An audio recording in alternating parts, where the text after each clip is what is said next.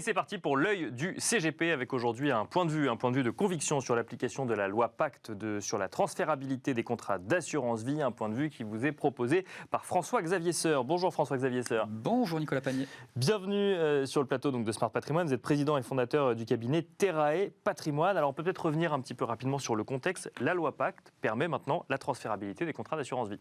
Exactement. Alors la transférabilité au sein d'un même assureur. D'accord. C'est ça qui est extrêmement important. C'est-à-dire vous avez un contrat à la mondiale, vous restez chez la mondiale. Vous avez un contrat AXA, vous restez chez AXA, pour être très clair. Par contre, ce que vous pouvez faire, c'est demander la transférabilité, donc le transfert de votre contrat d'assurance vie vers un contrat plus moderne. Généralement, c'est pour ça qu'on transfère.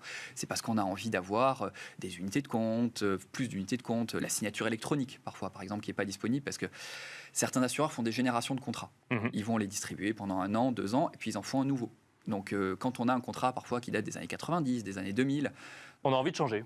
Surtout à l'époque, la signature électronique, elle n'existait pas, les frais d'arbitrage étaient très élevés, il y avait peut-être moins d'unités de compte. Oui, parce qu'on est lié aux conditions qu'on avait à ce moment-là. Oui, bien sûr. Donc, du coup, il n'y a peut-être pas de private equity, par exemple, du non-coté, de l'immobilier, des structurés, des possibilités de faire des mandats de gestion, des choses comme ça. Donc, tout ça, c'est possible sur des contrats, mais des contrats qui sont plus modernes. Donc, c'est pour ça, généralement, qu'on transfère.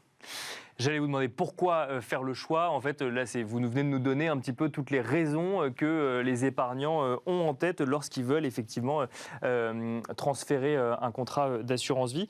Peut-être avant de se demander comment on choisit son nouveau contrat d'assurance vie, François-Xavier Seur ? Alors, on va le choisir en se disant de quoi on a besoin. D'accord. C'est-à-dire que si jamais on a des besoins en matière de gestion, si on a des besoins en matière d'investissement, c'est surtout ça. C'est-à-dire que généralement, on va discuter avec un conseiller. Le conseiller va dire « Ah, vous avez tel besoin, vous avez peut-être un profil de risque qui a changé, un horizon d'investissement qui a changé. On a peut-être besoin de nouveaux outils. » Donc, c'est à ce moment-là qu'on va avoir un changement. Sachant qu'on peut aussi avoir un changement si jamais à un moment, par exemple, on demande à changer d'interlocuteur. Oui, d'accord. Si, par exemple, on est face à un réseau salarié, d'une compagnie d'assurance et qu'on veut passer par exemple chez un agent général ou un conseiller indépendant, tous les réseaux de distribution ne distribuent pas les mêmes contrats. D'accord. Donc on peut aussi avoir, pour passer de l'un à l'autre, un intérêt à faire ces transferts loi Pacte. Ce qui est très important, et surtout vraiment le plus important, et ce qu'il faut répéter, c'est qu'on conserve l'antériorité fiscale. C'est ça qui est extrêmement important. L'antériorité fiscale en cas de vie, donc en cas de rachat, et en cas de décès. D'accord. C'est-à-dire que vous avez 75 ans, vous voulez faire un transfert loi Pacte, vous avez 75 ans, vous avez versé avant vos 70 ans sur le contrat assurance vie, en cas de décès, vous gardez la fiscalité de vos versements avant 70 ans. C'est ça qui est extrêmement important. C'est plus moderne, ça peut être moins cher, ça permet de faciliter la gestion et vous gardez l'historique en matière de fiscalité. Un mot quand même, parce que là, on met beaucoup en avant les avantages des nouveaux contrats d'assurance vie. Est-ce qu'on a toujours intérêt à transférer son contrat d'assurance vie ? La réponse est non, bien évidemment. Attention à certains vieux contrats, notamment ces vieux contrats, ces fameux contrats, surtout des années 90, quand on avait une inflation à un niveau pire que ce qu'on a connu en 2022, et où on avait des taux garantis à 3,5, 4% de rendement sur le fonds euro, parce qu'on n'imaginait jamais qu'un fonds euro puisse rapporter moins de 3,5 ou moins de 4. Bien sûr. Ouais. Donc ça, surtout, ce sont des pépites généralement à conserver. J'en ai encore croisé un en rendez-vous il y a 15 jours, pour tout vous dire. Et ceux-là, gardez-les. Gardez-les. Le conseil est gardez-les là où ils sont, gardez-les au chaud surtout.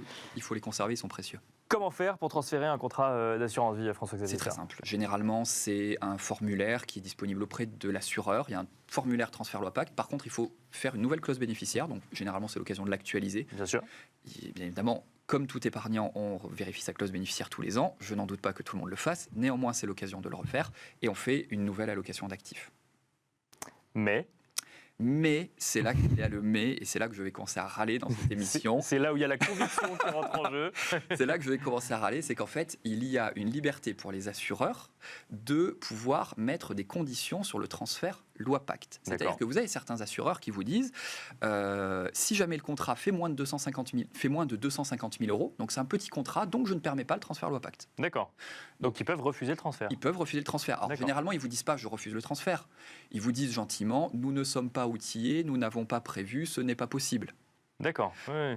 Bon, derrière, pour être très clair, c'est une protection d'un certain nombre de réseaux.